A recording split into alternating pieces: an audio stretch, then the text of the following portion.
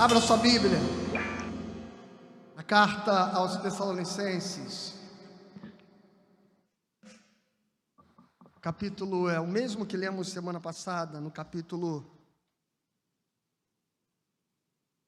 5, primeira carta aos Tessalonicenses, capítulo de número 5.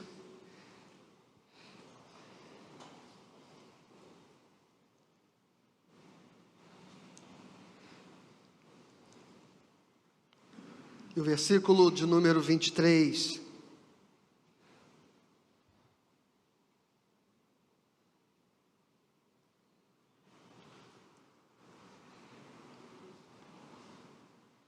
E o texto diz: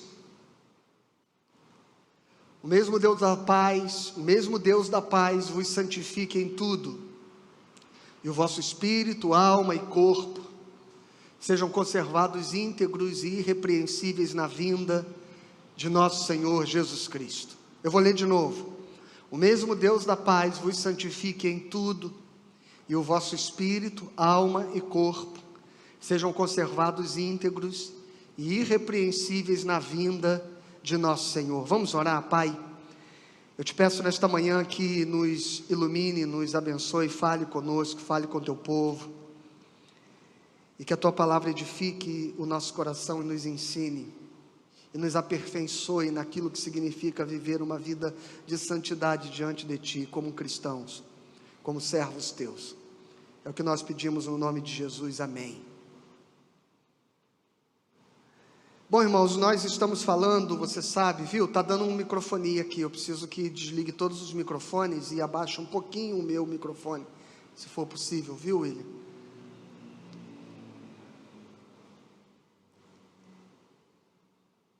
Nós estamos falando a respeito de santidade, nós estamos pregando uma série de sermões que fala sobre pecado e santidade. E diante disso nós falamos da natureza.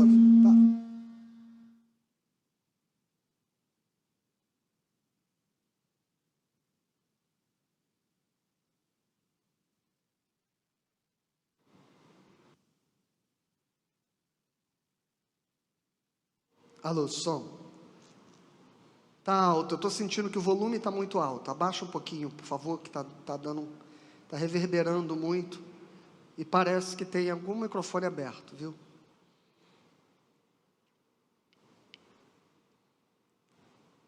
Um, dois, alô, som.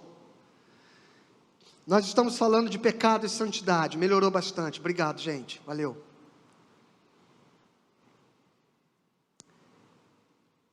E nós começamos a falar a respeito da santidade, como as características da santidade, como ela se aplica na vida do indivíduo. Semana passada fizemos uma introdução falando a respeito da imago Dei, a imagem de Deus.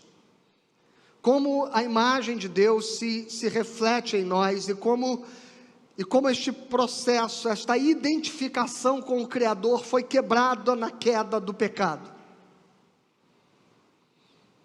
Acontece que quando nós falamos de santidade, e eu tenho dito isso, tem havido uma negligência a um aspecto talvez mais fundamental da santidade,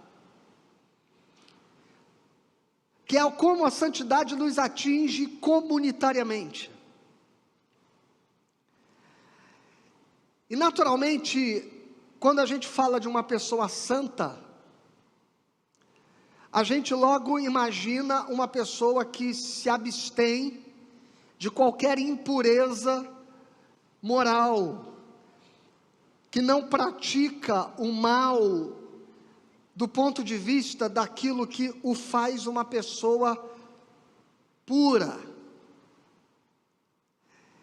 E na busca desta santidade, muitas vezes se construiu na história do cristianismo e das religiões a experiência monástica, aquela experiência onde eu me afasto da comunidade para viver uma vida reclusa, de silêncio, e deste modo não ser então afetado pelas tentações ou pelas práticas que me levem a pecar. Ora, e esta santidade monástica, ela é muito curiosa, porque na medida em que eu me isolo de todo conflito existencial, de toda dinâmica relacional, a tendência é que viver uma pseudo-santidade parece mais fácil, então. Difícil de ser santo é a gente ser santo no meio da multidão. Talvez seja mais simples ser santo como João Batista. Apesar do desafio daquela vida austera, de viver no deserto, de habitar nas montanhas, de comer uma comida especial, apenas gafanhoto e mel, de se vestir daquelas roupas de pele natural, de não se contaminar nem mesmo com qualquer coisa que seja manufaturada, industrializada, vamos dizer assim. Talvez seja fácil viver a santidade de João Batista. Agora, nós como cristãos somos convidados a viver a santidade de Jesus Cristo. E a santidade de Jesus Cristo é aquela que é vivida no meio da multidão. É aquela que é vivida no meio das prostitutas, no meio dos publicanos, no meio dos pecadores. A santidade de Jesus é diferente da santidade dos sacerdotes, que não se permitem tocar pelo impuro, que não se aproximam de um moribundo, que não tem contato com o sangue alheio, que não fala, não toca e não se deixa tocar por uma mulher, que não se comunica com um pagão. Esta era a santidade judaica do tempo de Jesus, e esta santidade é muito fácil. Mas Jesus diz que essa é uma santidade estética,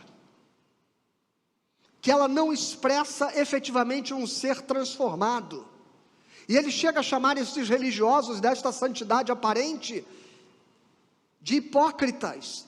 A palavra hipócrita, ela vem do teatro grego. Aqueles atores que usavam aquelas máscaras no teatro grego, que viviam personagens, personas, encarnavam aquelas personas, mercê de cada máscara que colocavam. Aquela figura artística era o hipócrita, e Jesus chama os religiosos de hipócritas, ou seja, é como se a sua santidade fosse estética, fossem máscaras. Uma outra metáfora que Jesus usa para se referir a essa santidade estética, que ele diz que eles são sepulcros caiados, ou seja, são aqueles mausoléus do cemitério tão bonitos, ornados, que a família paga o pessoal lá da funerária, do cemitério, para cuidar, para botar rosas, para lavar, e fica sempre tudo muito bonitinho, mas se você abrir, o que há dentro são ossos podres, e não raras vezes cheira mal. Esta santidade, ela pode parecer simples, mas a santidade de Jesus é aquela que ele, ao ser tocado por uma mulher hemorrágica, veja, então Jesus de uma vez só, ver-se transgredindo dos preceitos da santidade religiosa. Ele deixa que uma mulher o toque, e uma mulher que está sangrando, está hemorrágica. A santidade de Jesus não é aquela que é contaminada pelo toque do impuro, mas é aquela que diz: de mim saiu virtude. A santidade de Jesus é aquela que, ao ser tocado por uma mulher hemorrágica, é Ele que comunica a ela santidade, vida, cura. Enquanto os leprosos eram jogados fora da cidade, proibidos de entrar no convívio social, isolados de todos, eram considerados imundos, Jesus toca o leproso e diz: você quer ser curado? E ele não se contamina com ele, mas ele o purifica. A santidade cristã precisa ser vivida na perspectiva de que ela precisa entrar em contato com o mundo, se relacionar com ele, nos relacionarmos uns com os outros, e é nesse momento que nós estaremos sendo desafiados a viver a santidade, e não a santidade da moralidade apenas, e tão somente, mas a santidade no que diz respeito aos relacionamentos. E o texto que acabamos de ler diz que a santidade é algo que toca o homem integralmente, na dimensão do corpo, na dimensão da alma e na dimensão do espírito. E na dimensão corpórea e psíquica e espiritual, existe uma dimensão de Deus que é um indivíduo, que é um Deus solo. Nós estamos falando de um Deus que é trino, um Deus que é comunhão, um Deus que existe na interpenetração de relacionamentos que se harmonizam, ainda que em pessoas distintas. E ao sermos criados à imagem de Deus, e é por isso que você precisa entender o livro de Gênesis, e eu estive falando na quinta-feira sobre o machismo na religião, fazendo uma leitura a partir de Gênesis disso. Se você não assistiu, pegue aí nos vídeos que está no Facebook da igreja. Quinta-feira passada nós falamos a respeito disso. Quando Deus cria o homem e diz: não é bom que o homem esteja só, a perspectiva de Deus ali é que, para ser imagem e semelhança de Deus, o homem não pode ser solidão, ele há que ser comunhão. E em sendo comunhão, expressa o Deus trino. E é por isso que não há cristianismo sem comunidade. Não há cristianismo sem comunidade. Não há cristianismo no isolamento. Não há cristianismo no individualismo. O cristianismo se expressa na comunidade. O cristão é aquele que, recebendo Jesus como seu Salvador, ele é transformado na sua dimensão inconsciente, subconsciente, mas ele é transformado também na sua dimensão consciente. O seu intelecto, as suas emoções, o seu conhecimento, o seu corpo, tudo é afetado pela santidade. No próximo sermão, a respeito de santidade, nós vamos falar de como esta santidade se desenvolve naquilo que é consciente em nós, através da fé, através da palavra e através do contato com os outros. E você que não conhece talvez os símbolos de fé da igreja presbiteriana, deixa eu dizer uma coisa. Nós temos nos sacramentos, nas sagradas escrituras e na oração, e por último na comunhão, aquilo que nós compreendemos como sendo meios de graça. E o que é um meio de graça? É um elemento visível que manifesta e que comunica a nós um mistério invisível. Então o batismo é um símbolo visível que comunica uma realidade invisível, espiritual, que é o morrer e o nascer de novo. A ceia do Senhor são elementos visíveis que comunicam um mistério invisível, que é o corpo presente de Jesus entre nós, que comunica a graça da cruz do Calvário. A palavra de Deus é uma expressão visível que comunica ao nosso coração o mistério invisível do Cristo, que Ele mesmo é a palavra por excelência. A oração é um gesto visível que comunica uma realidade invisível que é a nossa comunicação com o Senhor. E como eu disse por último, a comunidade. A comunidade é um meio de graça. Nos últimos anos, nas últimas décadas, nós vivemos um fenômeno chamado do desigrejamento. Passaram a existir muitos cristãos desigrejados, e eu entendo muito esse movimento, as suas motivações, entendo as suas decepções, entendo as suas frustrações, entendo o modo como interpretam que a igreja pode estar parcialmente distante do seu principal ideal. Mas não é compreensível uma vida cristã isolada da comunidade. E se você está vivendo nessa condição, que espero que esta palavra ilumine o teu coração nesta manhã. Porque a comunidade é um meio de graça, é um instrumento de Deus. É um instrumento de Deus para atuar em nossa vida. E mesmo as inquietações, e mesmo as idiosincrasias, e mesmo o próprio adoecimento da comunidade, é o desafio de nós exercermos o nosso cristianismo. Porque é fácil exercer um cristianismo se uma comunidade ela é harmônica. Se os relacionamentos fluem com naturalidade, com empatia, com afetos, com beleza, com intimidade.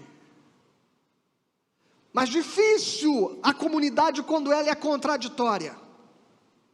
Quando nós somos desafiados a lidar com aquele crente que não expressa ainda as características necessárias do caráter cristão, quando nós somos desafiados a lidar com aquele irmão que é complicado, com aquele pastor que não é essa beleza toda, com aqueles líderes que não são tão perfeitos assim, que não são tão hábeis assim. É difícil lidar com a comunidade quando ela é imperfeita, mas é exatamente neste espaço que o exercício da transformação do nosso caráter vai sendo construído a partir da ação do Espírito Santo.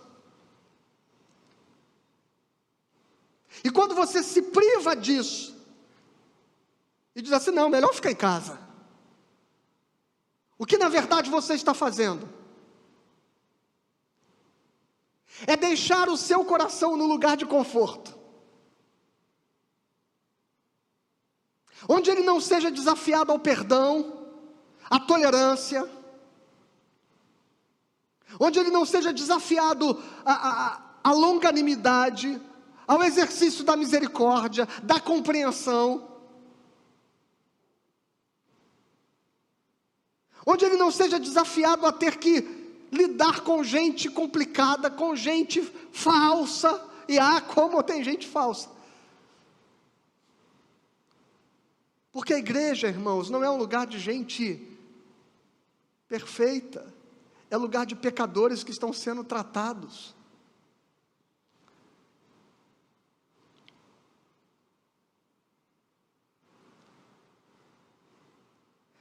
Então, como a santificação vai operar na nossa vida, do ponto de vista daquilo que é a obra mais importante da santificação? Então vamos lá, para a gente entender. Quando o homem pecou, qual foi a primeira manifestação e efeito do pecado? Foi imoralidade? Foi perversão sexual?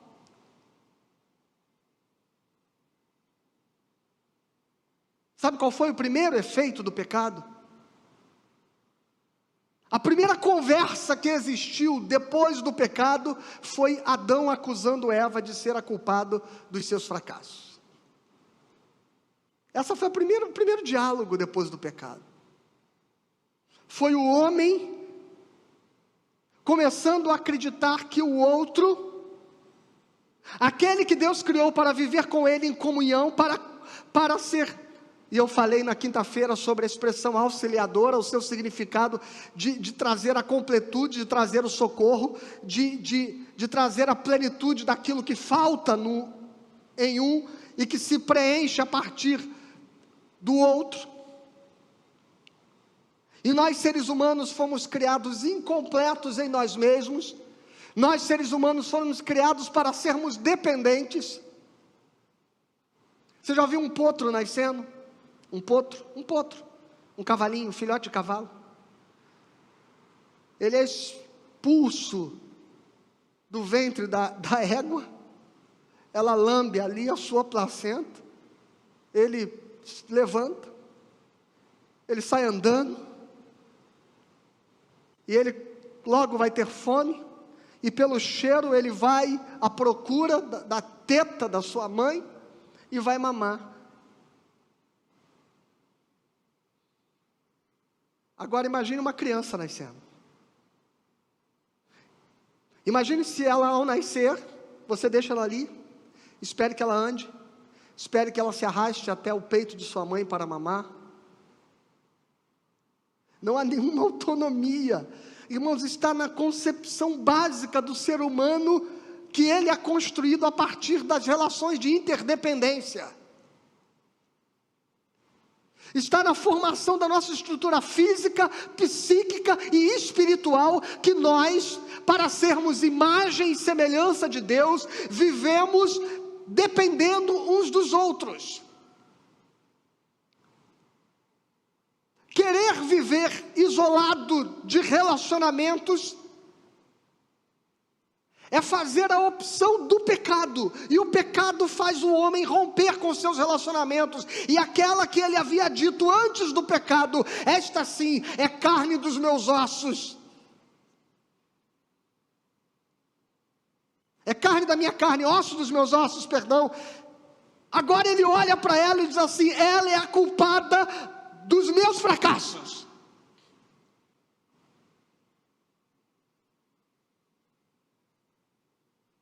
E sabe qual é a próxima história que acontece? É Caim matando Abel, em Gênesis capítulo 4, versículo 8. Então, o primeiro efeito do pecado é a quebra dos relacionamentos. E qual deveria ser o primeiro objetivo da santificação? Adivinha? A restauração dos relacionamentos, a restauração da comunidade, a restauração da compreensão do ser humano a respeito de ter dependência, porque o pecado gerou acusação, gerou culpa, gerou inveja, gerou competição.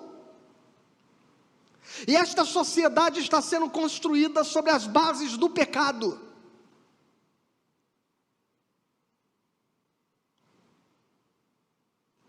Porque as crianças na mesma classe, elas não são colegas mais que se ajudam, porque elas competem.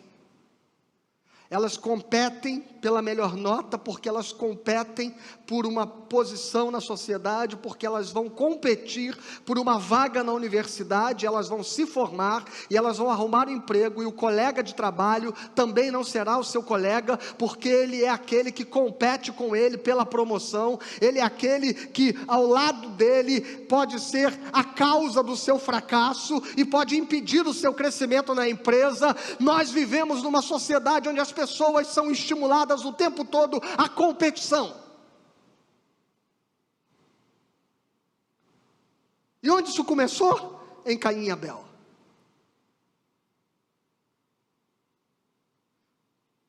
Quando não coube a Caim a sinceridade de tentar avaliar o seu coração e o seu relacionamento com Deus. Porque ele passa a medir a sua alegria, o seu prazer, a sua satisfação, a sua realização, comparando-se com a realização, o sucesso, a satisfação do seu irmão. E como ele se sente diferente, menor, inferiorizado. e que na verdade Deus só está tratando cada um conforme a necessidade de cada um, então ele mata o seu irmão. Então a primeira manifestação do pecado, eu repito, não foi no campo da moralidade, foi no campo da ética.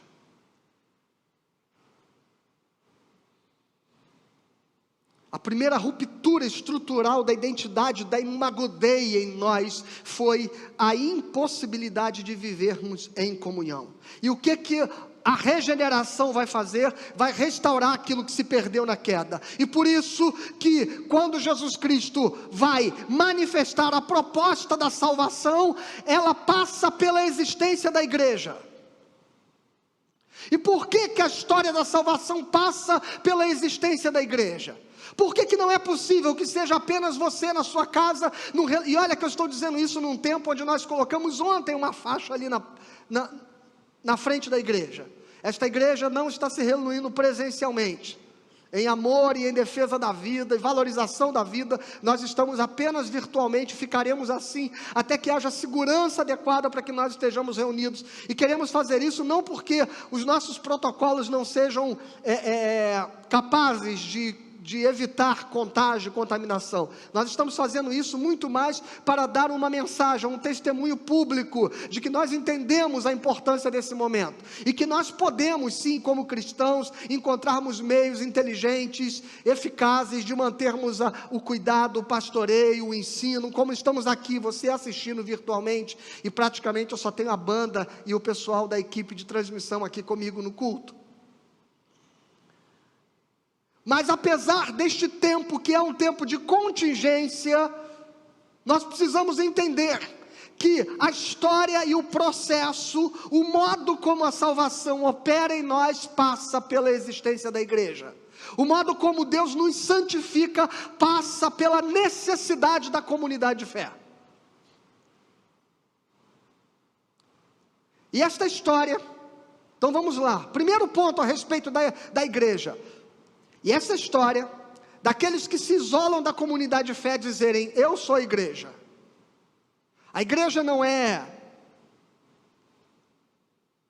esta instituição, de fato, a igreja não é instituição.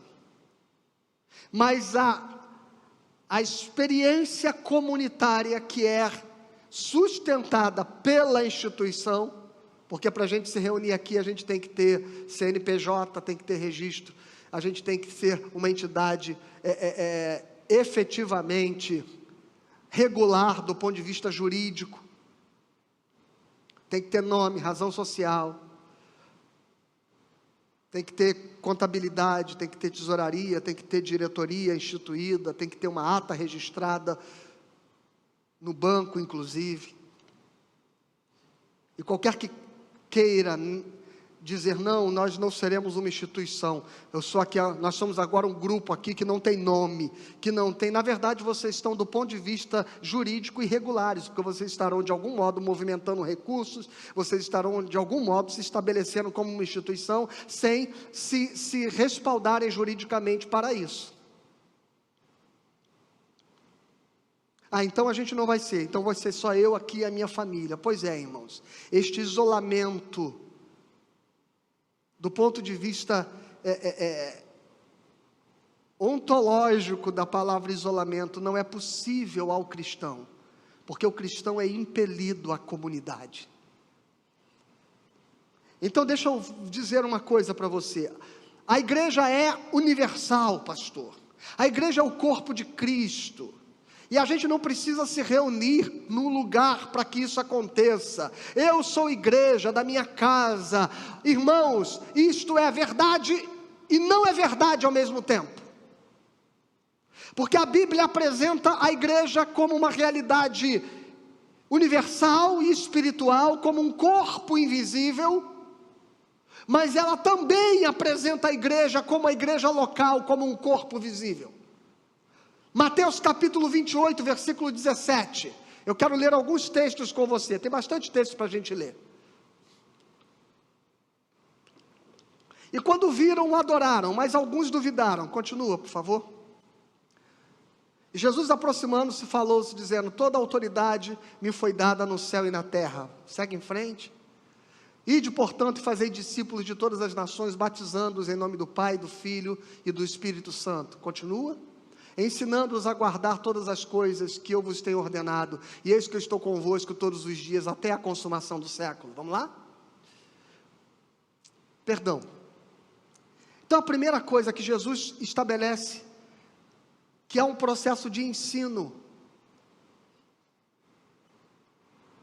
que é manifesto na vida da igreja. Atos capítulo 15, versículo 41. E passou pela Síria e Sicília, confirmando as igrejas. A palavra igreja aqui é eclésia. A palavra eclésia, ela é aplicada no sentido da igreja local. E o texto está dizendo claramente que eles foram visitando e confirmando as igrejas. Paulo escreve a igrejas locais. Ele não escreve a uma igreja universal. Paulo escreve e saúda a igreja que se reúne na casa de Priscila e Áquila. Paulo escreve a crentes que se reúnem em determinadas cidades e se congregam. E Paulo fala que estas igrejas têm lideranças, que ela tem os seus presbíteros, que ela tem os seus ministros e seus ministérios. E Paulo escreve ordenando e orientando a convivência desses irmãos como igreja local. Romanos capítulo 16, versículo 16. O texto diz assim: saudai-vos uns aos outros com ósculo santo. Todas as igrejas de Cristo vos saúdam. Todas as igrejas de Cristo. Então, se você parte da compreensão que a igreja é a igreja invisível, eu sou igreja, qualquer pessoa que está em Jesus é a igreja, verdade, mas você não entende que há igrejas organizadas como igrejas locais, então você não entende Romanos 16, 16. Porque o texto diz: as igrejas vos saúdam. Se há uma única igreja, se ela é universal, se ela é invisível, se ela não se reúne como comunidade, se ela se não reúne num espaço de culto para adoração, então o que significa Paulo dizer: as igrejas vos saúdam? De que ele está falando? É claro que quando nós chegamos em Atos capítulo 20, versículo 28, nós vamos encontrar a palavra eclésia, e mais uma vez em Romanos 16, a palavra que está lá é eclésia. Nós vamos achar a palavra eclésia, que significa igreja, no Novo Testamento, assim: atendei por vós e por todo o rebanho sobre o qual o Espírito Santo vos constituiu bispos para pastoreardes. Olha só, a igreja de Deus. Então agora Paulo está usando, o texto está usando a expressão igreja no sentido da igreja universal. E esta igreja, que é a igreja universal e espiritual, ela é a igreja que reúne todos os santos, todos os salvos, vivos ou mortos, em todos os tempos, em todas as eras, de todas as gerações daqueles que compõem o corpo de Cristo. Esta igreja, de fato, não pode se reunir num lugar só, porque ela só é possível ser reunida espiritualmente. É com esta igreja, olha o mistério aí, pega a visão. É com esta igreja que nós nos reunimos quando ceiamos. A ceia, do ponto de vista da compreensão calvinista, é um meio de graça através do qual nós entramos na comunhão com a igreja universal. É mais do que nós estarmos em comunhão com aqueles que no mesmo ambiente partem conosco o pão e o cálice. Mas ao comer o pão e beber o vinho, nós estamos entrando em comunhão com a igreja universal. E é por isso que o cristão, no exercício do seu cristianismo, não pode prescindir da ceia, da santa ceia como sacramento, porque no batismo ele faz parte do corpo, e na ceia ele entra em comunhão com a igreja universal. Portanto, se alguém não vive essa experiência da santa ceia comunitária, ele não está vivendo a experiência mística e sobrenatural ordenada por Jesus Cristo. Porque a ceia não é uma invenção institucional, ela é uma ordenança, é um imperativo de Jesus Cristo, que nos deixou como sacramento o batismo e a ceia.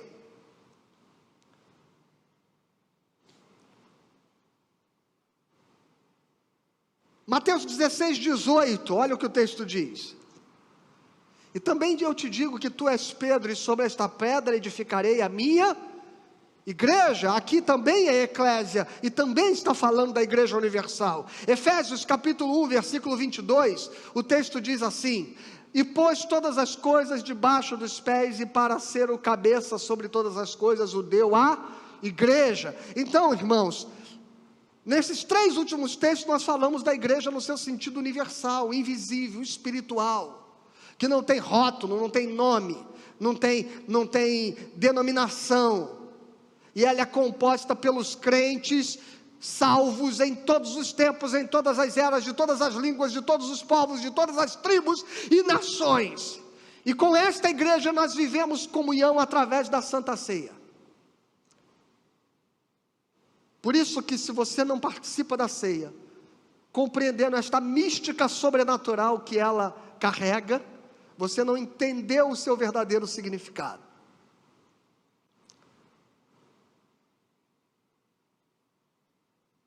Então, quando a salvação se manifesta, olha o texto de Atos 2:42, o que está escrito: e perseverar, olha o desdobramento da santidade na vida dos crentes, e perseveravam na doutrina dos apóstolos e na comunhão, e no partir do pão, e nas orações. E olha o próximo verso que diz: e em cada alma havia temor, e muitos prodígios e sinais eram feitos por intermédio dos apóstolos. Todos os que creram estavam juntos, e tinham tudo em comum, mas vendiam as suas propriedades e bens, distribuindo o produto entre todos, à medida em que alguém tinha necessidade,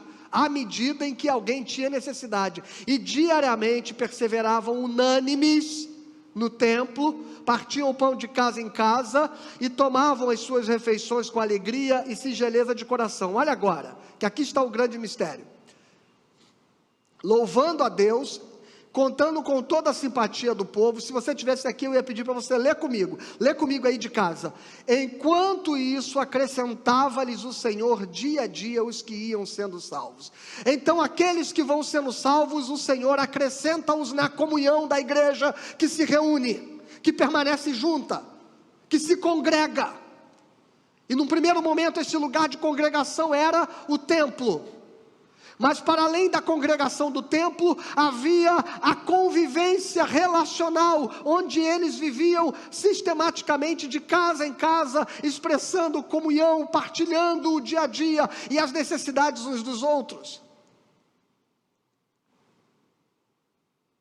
Não existe, no processo da santificação, santidade sem comunidade.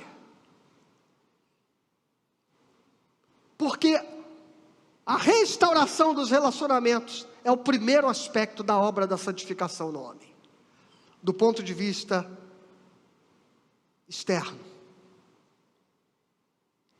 Não é a moralidade, por mais que seja a ênfase de muitas pregações, não é.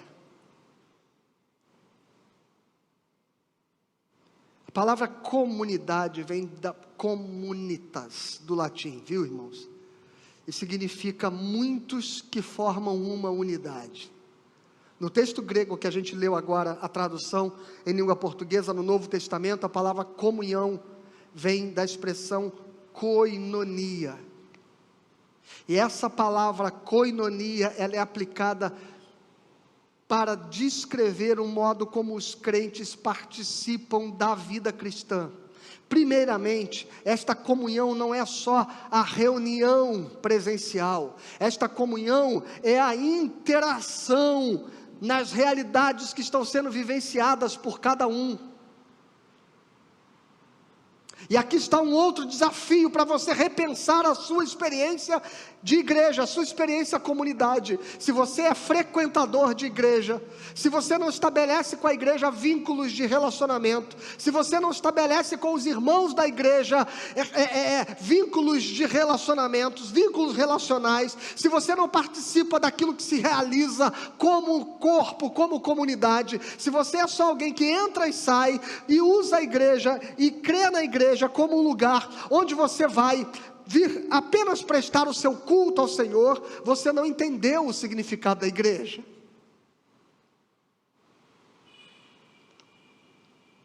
Porque ela não existe para ser um lugar para você fazer culto.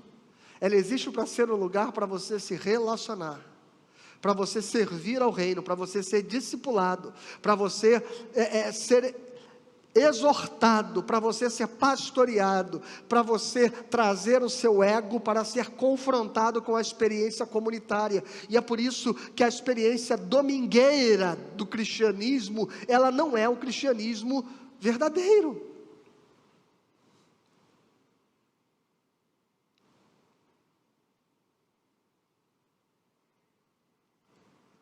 Porque comunhão, Filipenses 3,10 diz, é participar dos sofrimentos de Cristo. Porque comunhão, 2 Coríntios capítulo 1, versículo 7, é participar dos sofrimentos dos apóstolos. E a palavra que está escrita aí como participantes, no texto de 2 Coríntios, é a mesma palavra grega koinonia, da comunhão. Comunhão, como diz Hebreus 10:33, é participar dos sofrimentos e das necessidades do outro. Isto é comunhão. É o compartilhamento íntimo e amoroso, tornando-vos coparticipantes. A palavra aí é koinonia. Não desse jeito que eu estou dizendo, mas desdobrada com outra declinação, mas da mesma origem de koinonia, tornando-vos coparticipantes com aqueles que desse modo foram tratados das tribulações e das dificuldades um do outro. Então, irmãos, koinonia e comunhão cristã é você começar a fazer parte do sofrimento, da dor, da luta, das alegrias, das lágrimas dos seus irmãos. Por isso que não é possível ser igreja com esse discurso do isolamento. Eu sou a igreja, eu da minha casa sou igreja de Jesus. Ok, é verdade, mas o Senhor te chama a comunidade para exercitar santidade em você. Do contrário, você é só um egoísta, que se acha tão santo e tão melhor do que os outros, que a comunidade de fé, ela é imperfeita demais para você.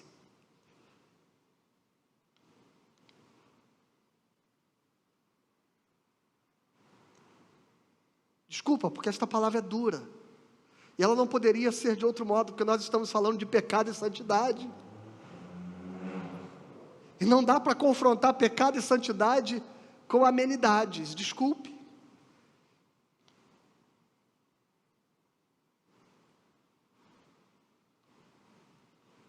A igreja, irmãos, desempenha um papel fundamental.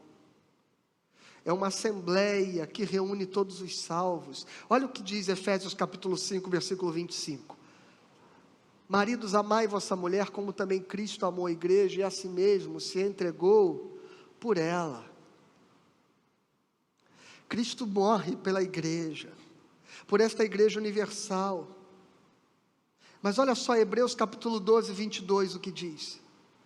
Mas tende chegado ao monte de Sião, a cidade do Deus vivo, a Jerusalém celestial, e a incontáveis hostes de anjos, e a universal assembleia. Está aqui, né? No mesmo versículo a gente tem aqui que a igreja verdadeira, ela é universal, que a igreja verdadeira, ela é assembleia.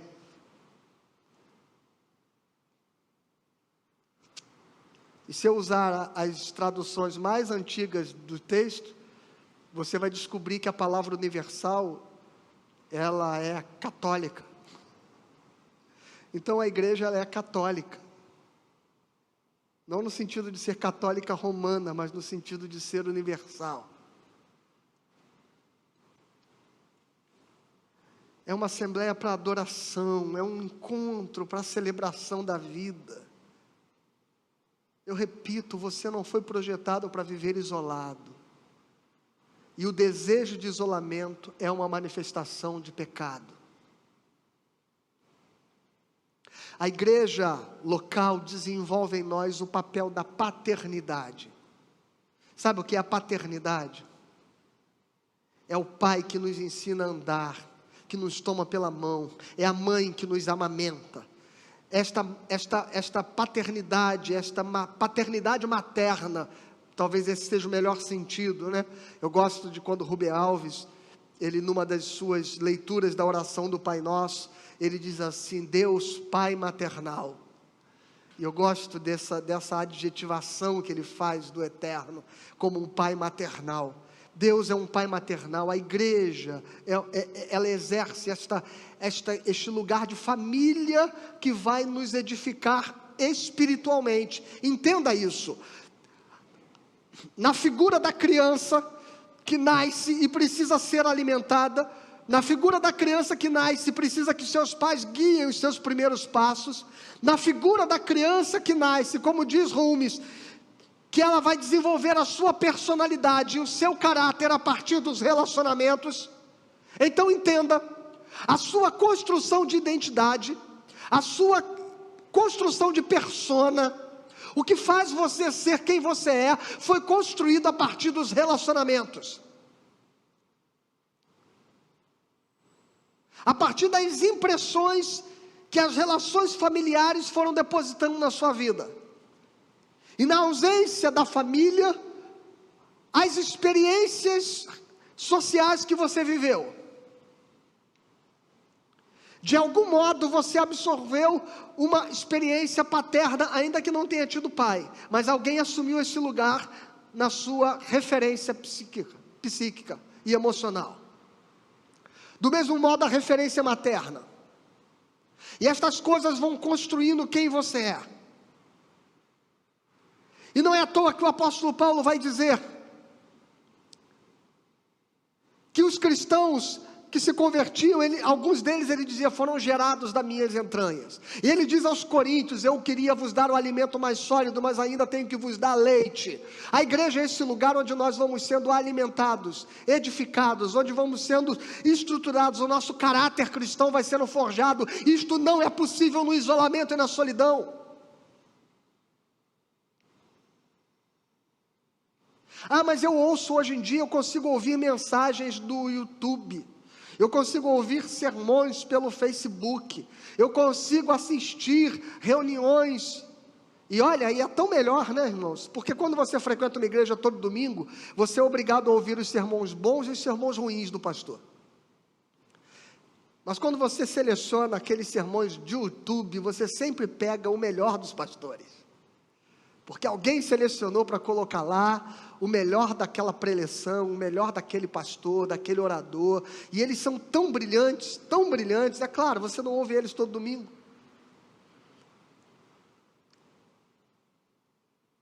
A questão, irmãos, é que você pode ouvir os melhores sermões, você pode ouvir os melhores estudos bíblicos, a melhor exposição e ler os melhores livros. O que conforma a santidade no seu caráter são os relacionamentos.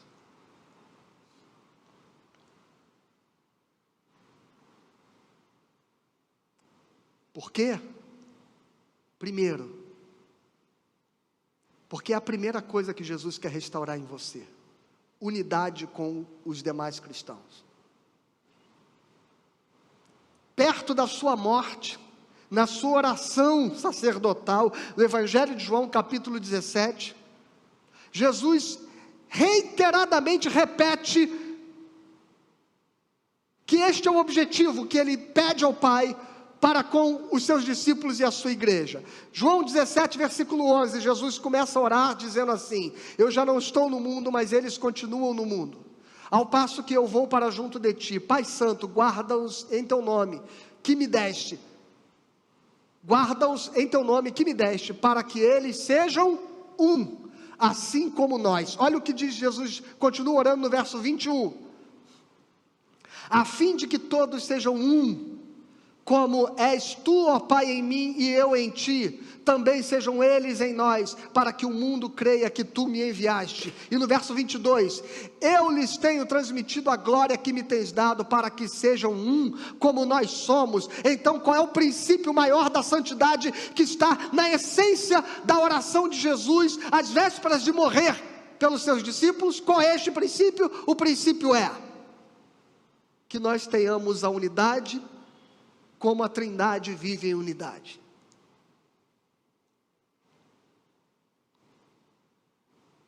A igreja restaura a nossa identidade. E eu termino aqui, viu? Não vou conseguir chegar no último tema. Efésios capítulo 4. Efésios capítulo 4. Eu tinha programado para ler um verso só, mas eu vou ler um pouco mais de um verso. O verso 25, pode projetar o 25 que já estava aí na ordem, Lu, por favor. Por isso, deixando a mentira, fale cada um a verdade com seu próximo, porque somos membros uns dos outros. Essa é a figura por excelência da igreja, ser membro um do outro. Mas ser membro um do outro tem a ver com relacionamentos que nos chamem a dizer a verdade um ao outro. Mas se você resolve ser cristão sozinho dentro de casa, onde você vai expressar o exercício da verdade? Porque não há ninguém com quem você falar para que você exercite isso. Então olha só, o texto de Efésios capítulo 4 é um texto central sobre a necessidade e a realidade da comunidade de fé na nossa vida.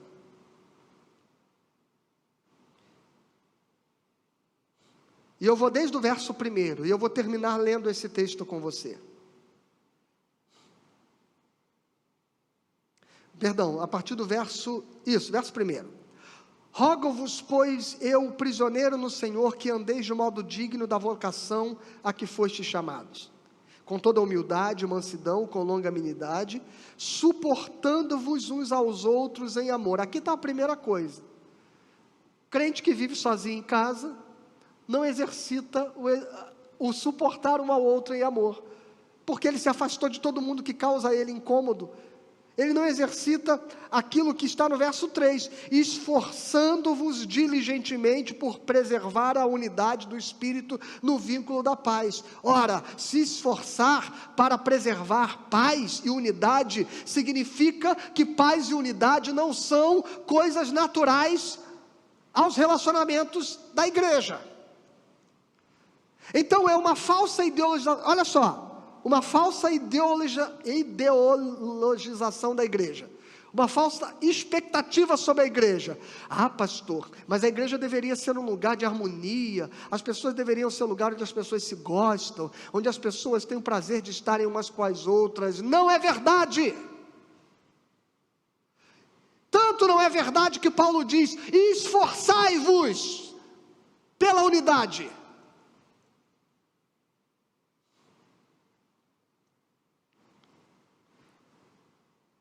Porque é somente, versículo 4, um corpo, um espírito, como também fostes chamados numa só esperança da vossa vocação. Há um só Senhor, uma só fé, um só batismo, um só Deus e Pai de todos, o qual é sobre todos, age por meio de todos e está em todos. E olha só, a partir do verso 7 a coisa fica bem séria. E a graça foi concedida a cada um de nós, segundo a proporção do dom de Cristo. Por isso diz, quando ele subiu às alturas, levou cativo o cativeiro e concedeu dons aos homens. Ora, o que quer dizer subiu, senão também o que havia descido às regiões inferiores da terra? Aquele que desceu é também o mesmo que subiu acima de todos os céus, para encher todas as coisas, e ele mesmo concedeu. Antes de eu ler aqui o verso 11, deixa eu dizer aqui, ele deu a cada um uma medida de graça, de dom, conforme a proporção do dom de Cristo. Então, entenda, a igreja é corpo de Cristo, amém? Significa que Cristo um dia foi corpo em si mesmo. Cristo encarnou, e como corpo presente na terra, ele tinha nele toda a plenitude de Deus, toda a unção do Espírito, todos os dons do Espírito, todas as qualidades, todos os ministérios, todos os atributos comunicáveis de Deus ao homem, estavam plenamente comunicados a Jesus Cristo. Nada ele prescindiu de ter como manifestação da presença plena de Deus no seu corpo encarnado. Mas agora ele vai aos céus e ora para que esta unidade dele com o Pai se manifeste agora como unidade da Trindade com a igreja.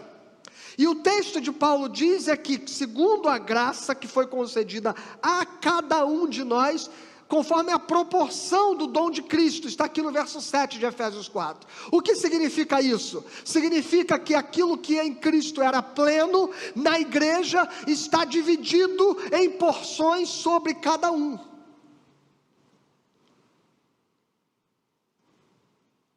Então é muito estranho, viu, irmãos, quando você vê alguém que o cara, ele tem todos os dons disponíveis nas prateleiras do Espírito Santo, ele diz que tem. Então ele profetiza, ele cura, ele liberta, ele ressuscita mortos, ele canta, ele fala, ele prega, ele ensina, ele é tudo, ele é tudo. Isto não é verdade, nem possível e nem saudável. Porque o corpo de Cristo é assim. Ele mesmo concedeu uns para apóstolos, outros para profetas, outros para evangelistas, outros para pastores e mestres, com vistas ao aperfeiçoamento dos santos, para o desempenho do seu serviço. Eu estou no verso 12. Para o desempenho do seu serviço, para a edificação do corpo de Cristo. Verso 13, até que todos cheguemos à unidade da fé e do pleno conhecimento do Filho de Deus, a perfeita varonilidade, à medida da estatura da plenitude de Cristo, para que não mais sejamos como meninos agitados de um lado para o outro, e levados ao redor por todo vento de doutrina, pela artimanha dos homens, pela astúcia com que induzem ao erro, mas segundo a verdade em amor, cresçamos em tudo naquele que é a cabeça, Cristo, de quem todo o corpo, olha só, bem ajustado e consolidado, pelo auxílio de toda a junta, segundo a justa cooperação de cada parte, efetua o seu próprio aumento para a edificação de si mesmo em amor. Então, irmãos, sem igreja, sem cooperação, sem unidade, não há santidade. E santidade significa a restauração da imagem de Deus em nós. E o primeiro aspecto da intervenção do pecado em nós foi quebrar os nossos relacionamentos. E o primeiro objetivo da ação do Espírito Santo em nós é restaurar os nossos relacionamentos. E é por isso que a salvação opera em nós através de um mistério, de um meio de graça, que é a comunidade de fé. E fora da comunidade de fé, me desculpe, você está sendo privado de ser construído, edificado pelo Espírito Santo. E se você acha que a comunidade de fé, ela é imperfeita demais para você, me perdoe, você não entendeu o que é ser cristão. Este lugar é um lugar de gente imperfeita, que está sendo edificada pela comunhão e pela unidade, até chegar à perfeita varonilidade, até chegar à estatura correta, até chegar à dimensão exata do que significa sermos a imagem de Cristo. Então entenda que a igreja é o corpo de Cristo, mas ela é o corpo de Cristo sendo edificado. E quem olha para a igreja tendo a expectativa de que ela, neste momento, expresse a perfeição que ela deveria ter como cristã, você está equivocado na sua expectativa sobre a igreja, porque Efésios 4 diz que ela um dia chegará nesse patamar, um dia ela será perfeita, um dia ela terá a imagem plena de Cristo. Por ora ela está sendo construída, e por isso, meu irmão, desculpe, nós não seremos perfeitos, jamais, nem eu, nem nenhum cristão, e nem nenhuma congregação será perfeita, porque nós somos um corpo crescendo, amadurecendo, sendo edificado, e por isso que isso tem que ser feito com muito amor, com muita graça, com muita misericórdia, com muita cruz. Do contrário, a gente vai para casa, viver sozinho, isolado, porque é mais fácil este lugar de isolamento, porque é ficar no lugar para onde o pecado nos levou. E deixa eu dizer para você, Continuar no pecado é confortável. Desconfortável é desconstruir-se para que Cristo seja gerado em nós. Aí a coisa fica difícil. Aí dá um desânimo às vezes. Aí acordar domingo de manhã é um negócio que a gente diz assim: eu tenho que ir mesmo. Porque é difícil. Porque a igreja não é um lugar para o nosso prazer. É um lugar para o nosso serviço, para a nossa entrega, para a nossa cruz. E desculpe, se você está buscando a igreja como um lugar de prazer, será difícil, a não ser que você encontre alguém que queira dizer a você o que você quer ouvir, e fazer da comunidade de fé um grande lugar de entretenimentos, que vão fazer você ficar feliz todo dia e todo domingo que vai lá. Mas quando eu leio, esforçai-vos pela unidade e pela paz, eu aprendo que não é fácil. Mas é isso que me santifica, é isso que me transforma, é isso que me aperfeiçoa, todo dia. Amém.